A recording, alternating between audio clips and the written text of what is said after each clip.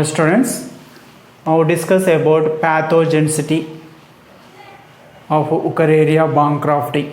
What about the pathogenicity? Which type of the disease is caused by Wuchereria bancrofti, filarial worm? Student, filarial fever. At the time of the light infection, low amount of the worms present in the body of a human host. It causes a filarial fever.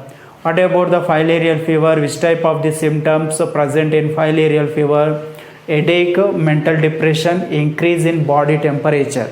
These are the symptoms at the time of the filarial fever caused by Wuchereria bancrofti.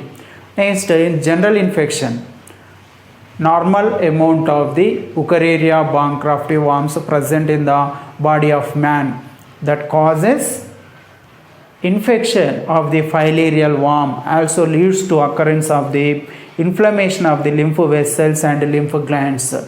Student, you know about the lymphatic system. Lymphatic system, it is the one type of the circulatory system in the body, like a blood circulatory system. Okay, lymphatic system is with the lymph capillaries, lymph vessels, lymph ducts, okay, and lymph glands. Entire it is circulates the lymph through it. Inflammation in lymph vessels, inflammation in lymph glands. Okay, students, inflammation of the lymph vessels, that is called lymphangitis. Inflammation of the lymph vessels, that is called lymphangitis. Inflammation of lymph glands, that is called lymphadenitis.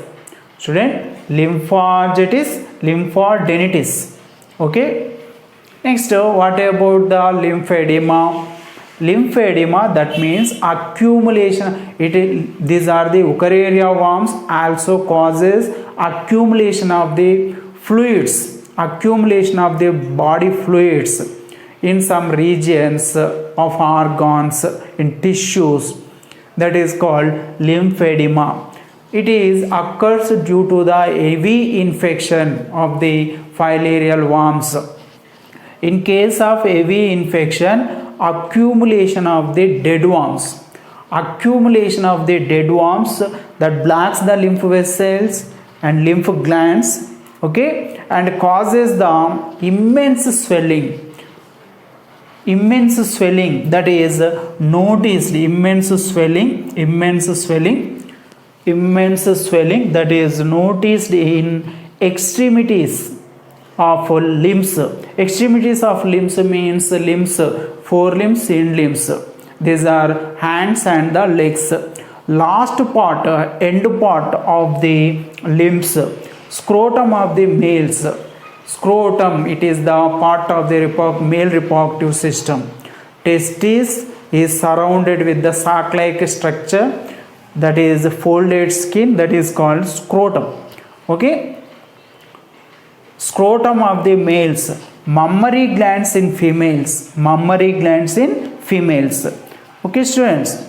These are the parts of organs or goes to swelling due to the accumulation of the fluids, that is due to the blocking of the lymph vessels and the lymph glands in the body. Next, student, and the elephantiasis. What about lymphedema, students? Lymphedema, it occurs due to the heavy infection of the filarial worms, accumulation of the dead worms that blocks the lymph vessels and the lymph glands, and student also cause immense swelling that is appeared or noticed in extremities of the limbs and scrotum of the limbs, mammary glands in the females. Next, student, what about elephantiasis? Elephantiasis, it is a terminal condition, okay, in pathogenicity. Elephantiasis, that means fibroblasts are the one type of the cells present in the connective tissue of body. Fibroblasts are accumulates in the tissue regions and students form fibrous tissue. fibrous tissue that is produced by fibroblast.